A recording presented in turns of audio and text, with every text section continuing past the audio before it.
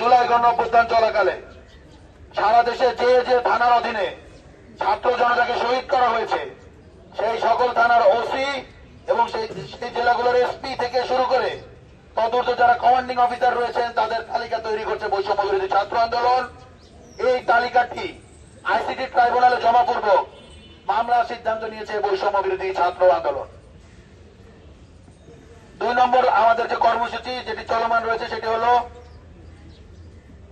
ইনডিমনিটি ordinance রাষ্ট্রপতি কর্তৃক জারি নিশ্চিতে আইন উপদেষ্টা এবং স্বরাষ্ট্র উপদেষ্টার সাথে মত বিনিময় করবে বৈষম্য বিরোধী ছাত্র আন্দোলন।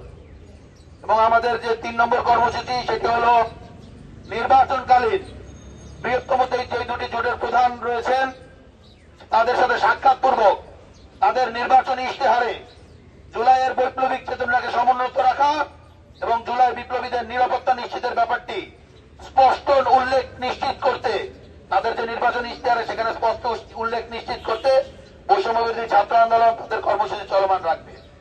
এবং আপনারা দেখতে পেয়েছেন সুরভীদের সাথে মাহাদিদের সাথে কি হয়েছে, তৈবুরদের সাথে কি হচ্ছে।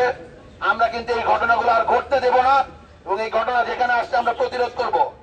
আজকের এই সংবাদ সম্মেলন থেকে আমরা বৈষম্য বিরোধী ছাত্র আন্দোলন যেভাবে জুলাইয়ে ফ্যাসিবাদ বিরোধী ছাত্র জনতার ভ্যানগার্ড হয়ে উঠেছিল, আবারও আমরা নতুন করে সকল জুলাই বিপ্লবীদেরকে বৈষম্য বিরোধী ছাত্র আন্দোলন প্ল্যাটফর্মকে জুলাই বিপ্লবীদের ভ্যানগার্ড বলে ঘোষণা করছি। এবং সেই সাথে আমরা আরো একটি ঘটনা বলে আরো একটি কথা বলে আমরা আজকের প্রেস কনফারেন্স শেষ করতে চাই। বৈষম্য বিরোধী ছাত্র আন্দোলন এবং জুলাইয়ের পক্ষ থেকে আমরা যে বার্তাগুলো দিয়েছি, দফাগুলো দিয়েছি, এখন বাংলাদেশের পক্ষ থেকে আমাদের একটি দাবি রয়েছে।